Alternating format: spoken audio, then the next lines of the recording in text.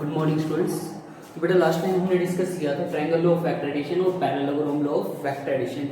ये हमने सीखे थे ज्योमेट्रिकल मेथड थे। आज हम करते हैं triangle law of factorisation by analytical method, मतलब मैथमेटिक्स की हेल्प से हम इसको रिजल्टेंट कैसे निकालते हैं वो फाइंड आउट करते हैं।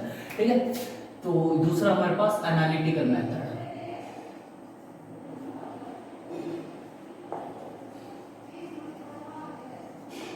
टॉपिक का नाम है triangle law of factorisation. Triangle law of vector addition.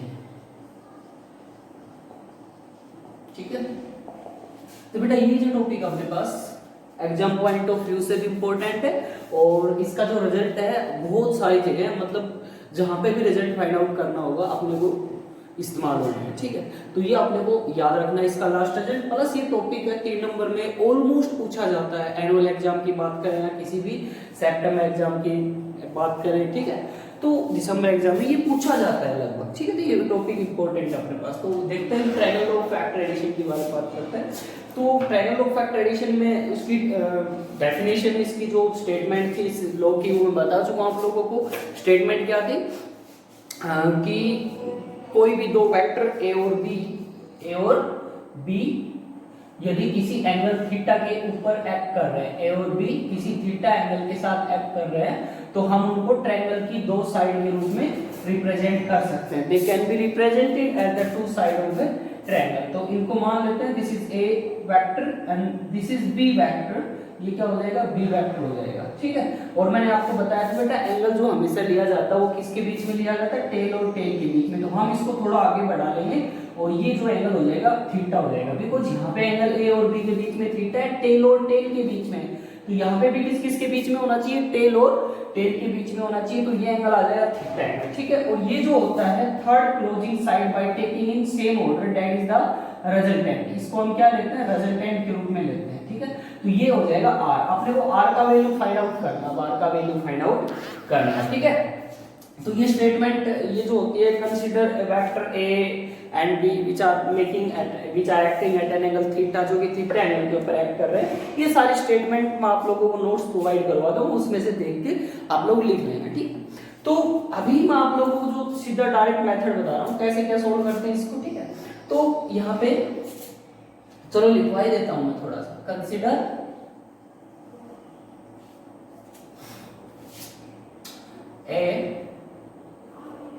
consider two vectors A and B are acting at an angle theta, ठीक है, at a point, then they can be represented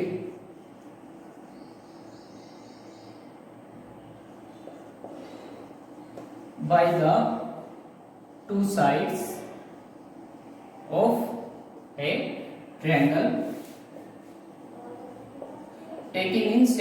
taking in same order, same order। ठीक है, now इसको नाम देते हैं कुछ O P Q. इसको ओ पी क्यू नाम दे दिया इस ट्रायंगल को। ठीक है, अब देखो इसके ऊपर अपन क्या करते हैं, नॉर्मल ड्रॉ करते हैं। Draw normal from Q on O S. ठीक है, ये जो है हमारे पास ओ एस लाइन है, इसके ऊपर एक क्यू नॉर्मल ड्रॉ करते हैं। ठीक है, तो ये ट्रायंगल बन गई अपने पास P Q S. I hope आप लोगों को ये क्लियर हो गया होगा। ठीक है, तो देखते हैं बेटा एक बार इसको थोड़ा सा एक बड़े वाले ट्रायंगल से ले लेते हैं O Q S from triangle. कौन सी ट्रायंगल है, क्यू एस ओ। ये जो हमारे पास राइट एंगल होता है उसको जनरली कहां लिया जाता है, बीच में लिया जाता है। ठीक है, क्यू एस ओ ट्रायंगल से देखते हैं। ठीक है, तो QSO ट्रायंगल से ये एंगल बेटा थीटा है, सॉरी थीटा यहाँ ले लिया, इसको अल्फा लेना पड़ेगा, अल्फा ले लेते हैं, कुछ भी नाम देते हैं, थीटा ले लो, अल्फा ले लिया मैंने नाम। तो QSO ट्रायंगल से देखो, QSO ट्रायंगल में हम क्या लगा लेते हैं, पाइथागोरस लगाएंगे। From Pythagoras triangle we will get OQ square is equal to OS square plus OQ square is equal to OS square plus QS square हो जाएगा, QS स्क्वायर हो जाएगा। ओके, नाउ OQ को तो हमने क्या नाम दिया, R नाम दिया हुआ है, इसको क्या नाम दिया हुआ है, R स्क्वायर नाम दिया हुआ है। और OS कितना है, यहां से यहां तक को हम इसको क्या लिख सकते हैं, OP प्लस PS लिख सकते हैं, OP प्लस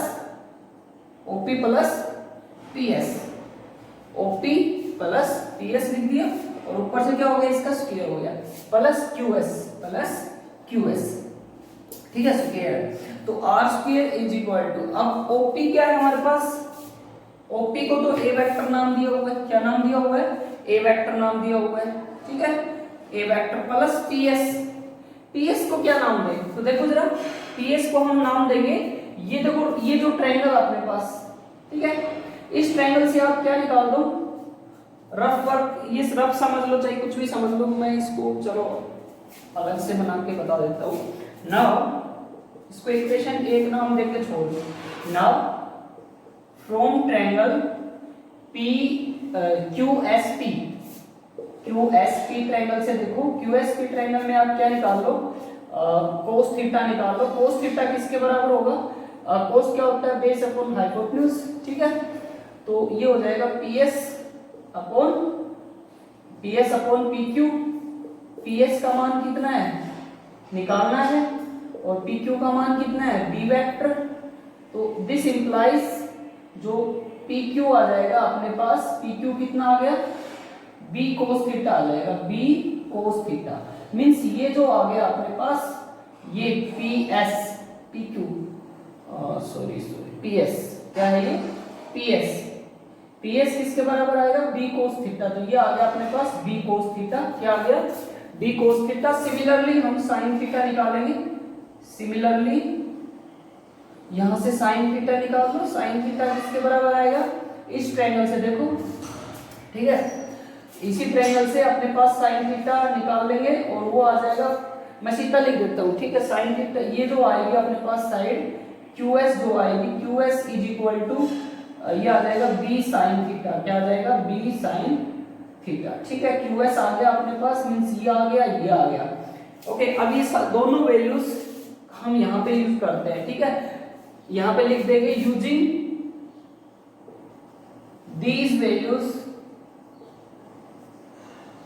इन इक्वेशन 1 में इस्तेमाल करते हैं, ठीक है। इक्वेशन 1 में यूज करेंगे तो क्या आ जाएगा अपने पास, 1 में यूज करेंगे, देखो यहाँ पे वैल्यूज पुट कर दो, तो R square is equal to, देखो ये क्या बन जाएगा, OP किसके बराबर, OP A वेक्टर के बराबर है, OP A वेक्टर के बराबर है, और PS किसके बराबर है, B cos थीटा के, तो B cos थीटा, और ऊपर से क्या है, पूरे का स्क्वायर है, प्लस क्या हमारे पास QS स्क्वायर, QS किसके बराबर है, B cos theta, sorry QS, हाँ B sin थीटा के बराबर है, QS किसके बराबर है, B sin थीटा के, और ऊपर से क्या है, स्क्वायर, इसका स्क्वायर ओपन करते हैं, तो बेटा इसका स्क्वायर ओपन कर लेते हैं, R square is equal to क्या हो जाएगा, A square plus B square, ये आ जाएगा cos square theta plus B square, उससे पहले plus 2AB cos of theta plus B square sin square theta हो जाएगा, ठीक है। यहाँ से देखो इस टर्म में और इस टर्म में अपने पास B स्क्वायर कॉमन आ रहा है, तो A square plus B square, और ये क्या बचेगा, cos square theta plus sin square theta, मतलब cos square theta plus sin square theta 1 होता है अपने पास, plus 2AB cos of theta, मतलब R square is equal to ये आ जाएगा, और R इज इक्वल टू आ गया A square plus B square plus 2AB cos of theta, ये आ गया बेटा अपने पास रिजल्टेंट निकालने का formula. This is the required formula for the resultant of vector, ठीक है।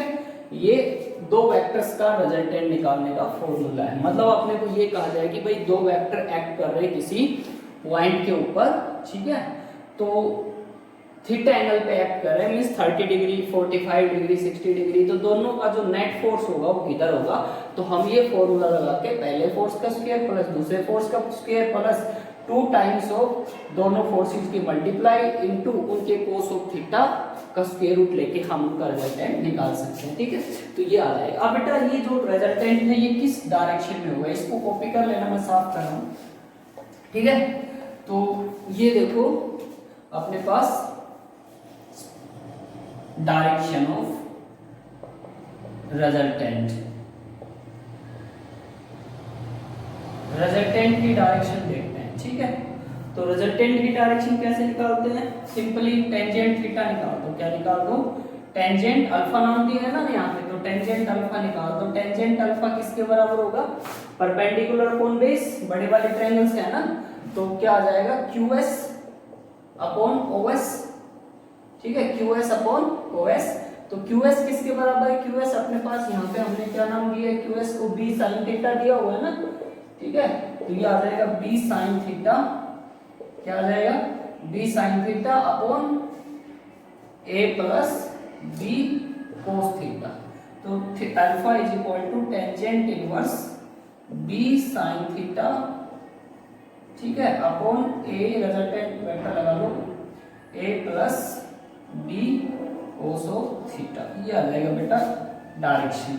तो जब भी डायरेक्शन निकालने के लिए कहा जाए तो हम क्या निकालते हैं, टेंजेंट थीटा निकालते हैं, मींस उसका टेंजेंट निकाल देते हैं, और टेंजेंट ही हमारे पास क्या होता है, उसका डायरेक्शन होता है। ये दिमाग में रखना है ये पॉइंट, ठीक है।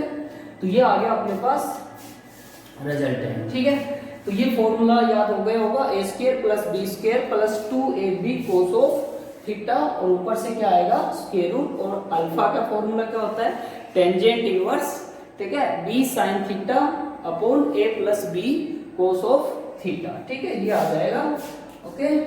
नाउ इसका स्पेशल केस की बात करते हैं। तो स्पेशल केस क्या होंगे हमारे पास, स्पेशल केस देखो जरा।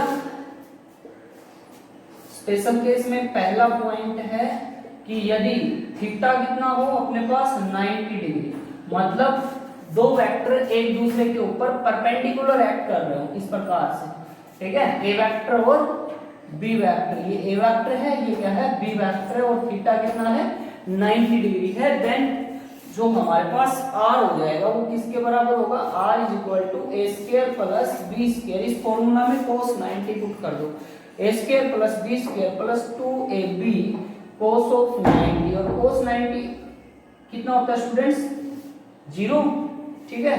तो ये आ जाएगा रिजल्टेंट का formula, r is equal to a square plus b square का स्क्वायर रूट। ये आ गया रिजल्टेंट का फॉर्मूला, किसका फॉर्मूला आ गया, रिजल्टेंट का, ठीक है। और इसकी डायरेक्शन निकालें तो अल्फा, टेंजेंट अल्फा कितना हो जाएगा, डायरेक्शन इसकी सिंपल हो जाएगी, direction tangent alpha is equal to, देखो sin थीटा कितना होता है, sin थीटा 1 होता है, sin 90 कितना होता है 1, तो b अपॉन ये कितना हो जाएगा cos 90 0, b अपॉन a हो जाएगा, ठीक है।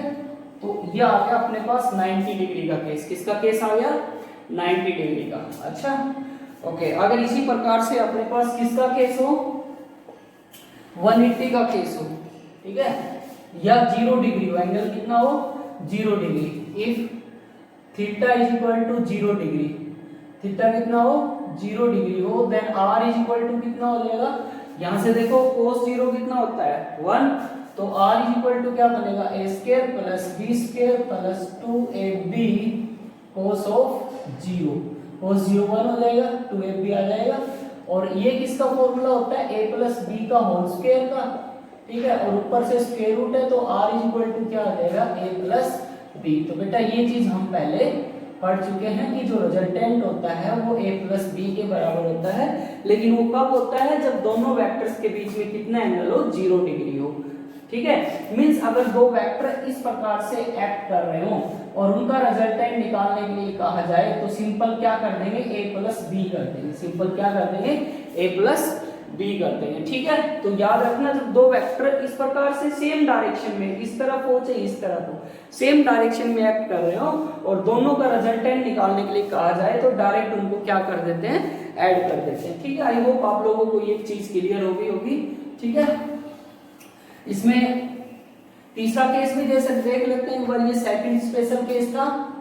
ठीक है, अगर क्या हो थीटा इज इक्वल टू कितना हो 180 डिग्री, कितना हो theta is equal to 180 degree हो, देन हम क्या निकाल लेते हैं r इज इक्वल टू ये cos 180 कितना हो जाएगा, cos 180 -1 होता है ना, तो a square plus b square plus 2ab मतलब कितना हो जाएगा -2ab हो जाएगा और ऊपर से स्क्वायर रूट, तो ये आएगा बेटा a माइनस बी का होल स्क्वायर और ऊपर से स्क्वायर रूट, तो ये क्या बचेगा a माइनस बी।